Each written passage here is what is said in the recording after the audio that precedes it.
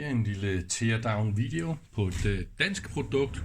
Det ser ud som om det umiddelbart det mere eller mindre kun sælges i Danmark. Ja, så vidt jeg kan se. Det er også helt hemmeligt, hvem der sælger det og hvad det koster. Men nu må vi se. Den her teardown video, den handler kun om hvad der er inde i og hvad det består af. Så nu må vi se, om vi kan få splittet den her ad.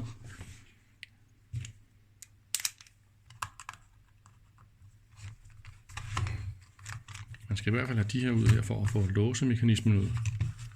Det kan man også se i installationsvejledningen, så det er der ikke noget nyt i. Det er, man skal have dem helt ud.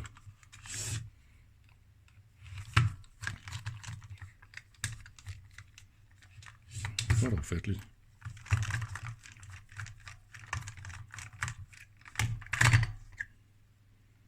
Så det er den ting, man skruer på døren, og så pinden fra døren, der i stedet for at gå i det normale håndtag, den går så ind i den her. Og den går så hele vejen igennem, og så har man så sit nye håndtag her. Jamen, det er jo fantastisk. Så langt, så godt. Skal vi ikke bare tage alle skruerne ud, vi ser? Ja, der er her. Det er batteri.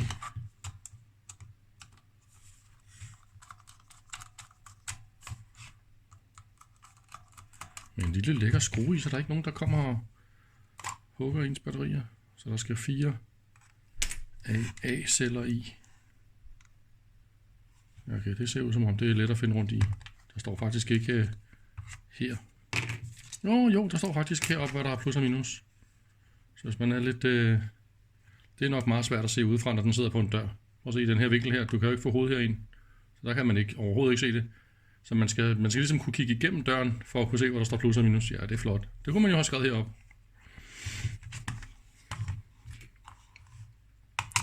Eller så må man jo prøve sig frem til det virker.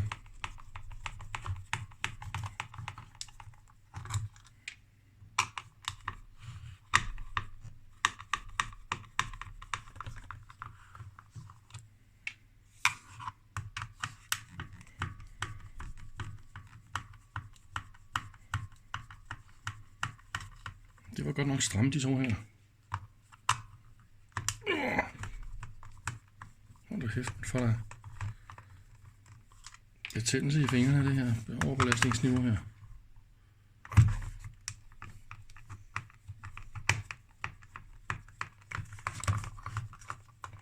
Det er i hvert fald ikke noget, der rasler fra hinanden af sig selv. Det er da fantastisk.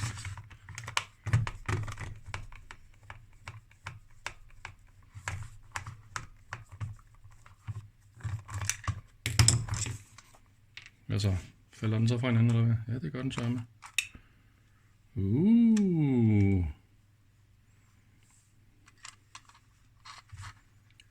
Se. Der er i hvert fald trykknappen her. Og der skulle også sidde et par lysdioder ved siden af trykknapperne her, så den kan lyse forskellige farver. Alt efter om den har batteri på, eller om den er låst eller åben, eller hvordan det nu er. Og her har vi kontakterne til de forskellige funktioner. Og så har vi en kraftig gearet motor og et gear. Nå, smart. Den er helt løs. Men hvordan kommer den ned og rammer ind i gearet? Så nu bliver jeg beskidt. De ledninger her, de er bare loddet på. Der er ikke noget med nogen.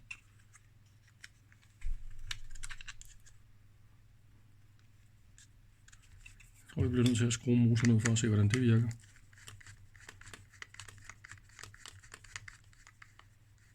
Det er som om den skrue ikke virker. Den har nok været faldet på gulvet eller er defekt, siden den er dukket op her hjemme hos mig. Det var da utroligt, det skal være så svært. Og det virker som om den er knækket hernede i.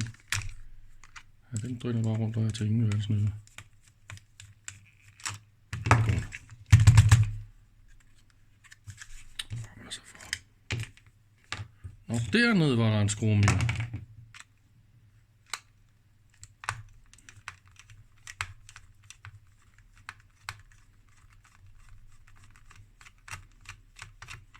Det er altså nogle rigtig gode lange skruer, der altså virkelig tager fat i plastikken. Den sidder sindssygt godt fast. Måske er der en skrue mere hernede under den her. Og det virker faktisk som om, at det her er et afstandsstag, som på en eller anden måde har fat i motoren også. Så lige prøve at se, om det er... Hvordan fanden får man så den ud? Måske er det, bare er på. Altså skal jeg ud og hente kobenet? Er det der, vi er?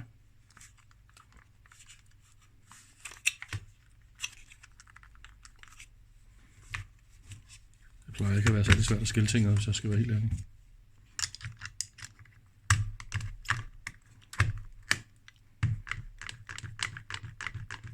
Det sidder altså fast, det her. Om lidt så kommer jeg så skade, og så bliver jeg rigtig sur at høre på.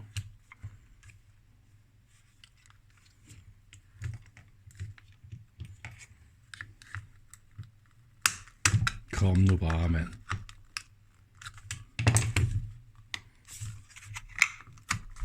Nå, det var godt. Så det eneste, man skal bruge, det er en ordentlig omgang vold. Ja, okay, det var derfor, den var knækket, den her afstandsstag her. Så kan man komme ind til motoren. Lad os lige prøve at undersøge mekanikken først. Så det, jeg synes, der var interessant at vide, det er det her spændende drejesystem her. Og så her har vi et... se, når den går hen og rammer på her, og drejer man videre, så drejer man, eller så kører man lidt væk, så er den fri. Så drejer man til den anden side, så kommer der et lille tandhjul hen og rammer nu, og når man så drejer, så er der indgreb igen til det store tandhjul. Så uanset hvilken vej man drejer, så kan man dreje den her, og så kan man gå i frikobling. Hold da fest, det er smart. Lad os prøve at se, hvordan det er lavet. Hvis vi kigger på bagsiden af det her hjul her, så består det simpelthen af et ekstra lille hjul her. Så kommer det hen. Nej, hvor er det fantastisk. Og en lille... Nej, hvor sjovt. Ja, der har man alligevel gået lidt ud i det, op i det, at det her tandhjul her også skal være aflastet i den anden side her. Det er alligevel ret fornuftigt lavet, det her. Og det lader noget virkelig tykt og sejt. Man kan garanteret hive den her hele dag. Og så kan man se. Den er magnetisk. What? Hvad er det, der er magnetisk? Der sidder simpelthen magneter hernede i. For at holde det her samlet. Det er fordi den står bare der. Det er simpelthen sådan, det er samlet. Det er da helt vildt. Så det holder sig simpelthen helt oppe her. På grund af magnetismen. Der sidder simpelthen magneter hele vejen rundt her. De er faktisk fine. Og det synes jeg godt, man kan se, hvis man kigger lidt i lyset her. Og det sidder der rundt. Nu skal jeg lige have vasket fingre, så fortsætter jeg lige videoen. Hold da fest. Det var da godt nok en ordentlig omgang gøre rent her. De her dele her, de var virkelig beskidte. Nu da det renser op her, så kan man måske bedre se magneterne, der sidder herinde i. Men det her med at holde den her på plads med en magnet, det havde jeg faktisk aldrig set før. Klik. Ja, det fungerer altså virkelig fint. Meget, meget fint. Og den her, det er en messingpind, der er støttet både i topdelen også. Sidder her. Hullet, der ligesom går til den. Så der er meget stor styrke her. Det er ikke noget, der ligesom falder fra hinanden sådan helt af sig selv i hvert fald. Det skal altså også kunne tåle noget her. Altså så mange kræfter er der. Er der virkelig så mange kræfter til at åbne og lukke? En lås nogle går måske lidt stramt. Men lad os prøve at kigge lidt på, hvordan det her mekanik ellers det er lavet. Så der er også et metalgear på selve motoren. Det er så skråstillet, fordi den kommer ind fra siden af. Så skal jeg passe på ikke at blive beskidt en gang til. Og det var da lidt irriterende. Motoren ser ud som om den bare er trykket i et plastikhus. Jeg kan ikke rigtig se, den skulle være... Måske er der en skrue her igennem. Nå, det kan man ikke mærke. Måske man bare kan så forsigtigt kan hive den op her. Nu er den jo alligevel gået i stykker her. Ja, den er nok bare limet. Ja, den er så, kommer så med der. Så det her, det er så en skal. Og det her, det er så motoren. Hov! Og hvad har vi her? Det ligner sørme en normal RC-servomotor. Kan I se det? Men der er kun 2 ledninger. Det er så, den bare kan drøne rundt, så man har fjernet elektronikken. Det her, det er simpelthen fuldstændig det samme som en normal model-hobby motor. Lad os prøve at skrue tandhjulet af, og så se, hvordan interfacet ser ud. Deroppe. Ganske rigtigt. Her man har endda savet noget af den af der. Den her, den virker som om den er mekanisk tilpasset, som om det ikke er den her skråstillede her. Den er efterarbejdet med den skråstilling, så den passer den skråstilling, der er der. Og så har man så skruet den i. Jamen det er jo fantastisk god måde at få en. Ja. Det lyder også fuldstændig som en RC-motor her. Og så har man bare en af dem, der ligesom kan køre hele vejen rundt.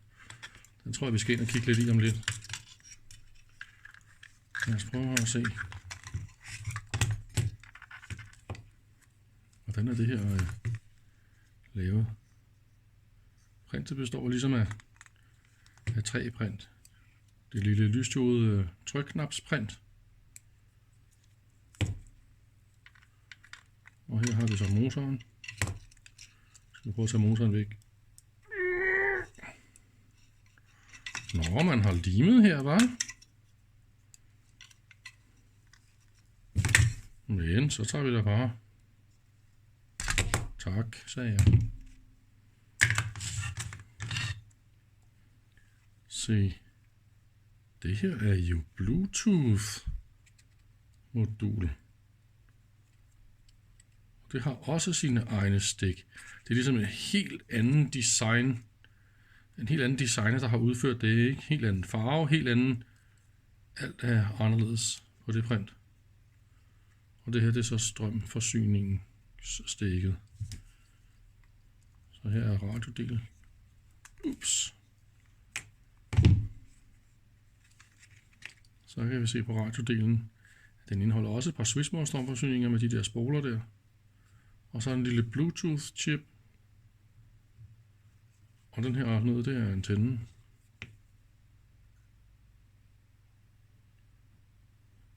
Der er ikke rigtig sådan noget særligt spændende ellers i det her.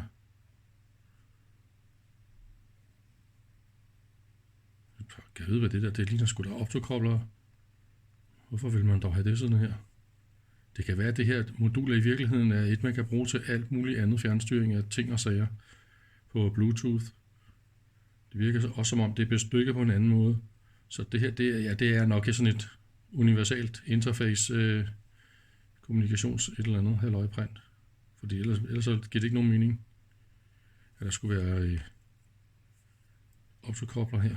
Der er nok et eller andet stik her, man kan connecte til. Der er mange andre muligheder for ting, det her print det kan, end det som det egentlig er blevet brugt til her.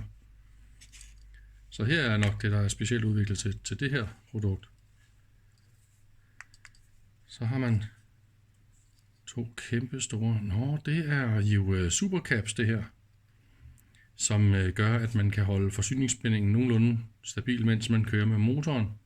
Også selvom at batterierne er blevet flade, så har man ekstra strøm til at køre med motoren her.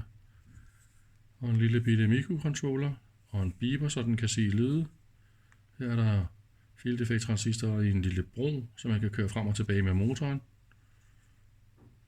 Ja. Så motorledninger, det går nok den vej dernede til.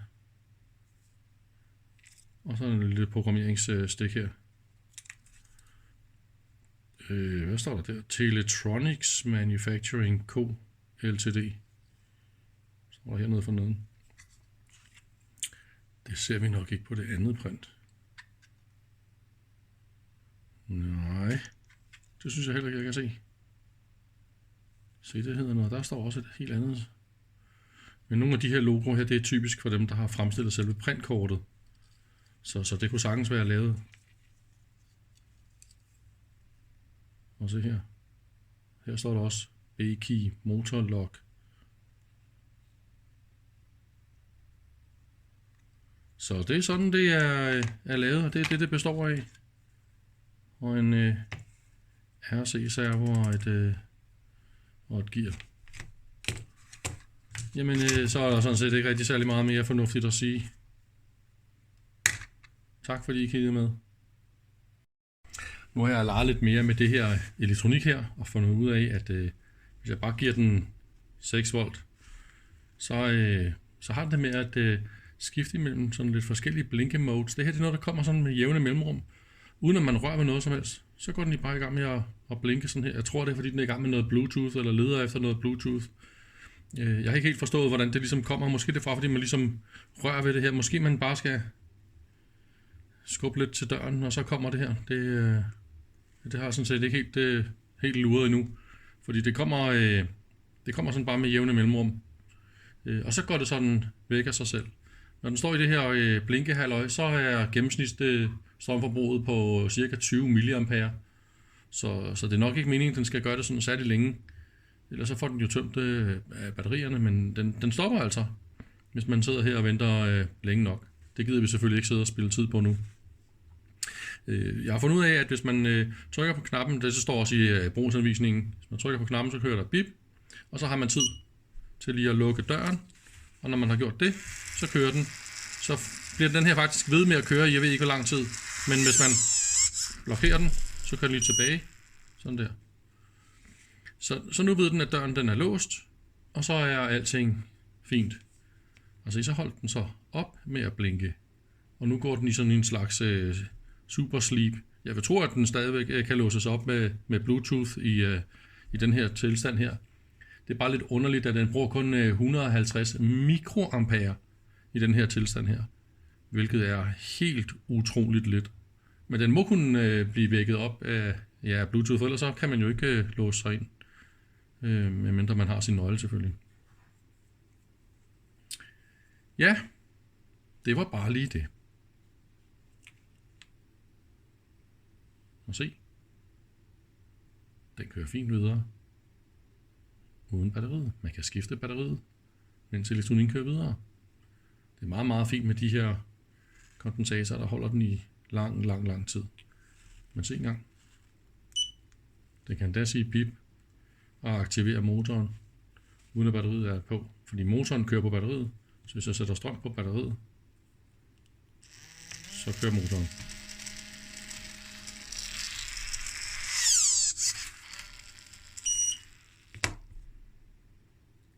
Det var meget fint.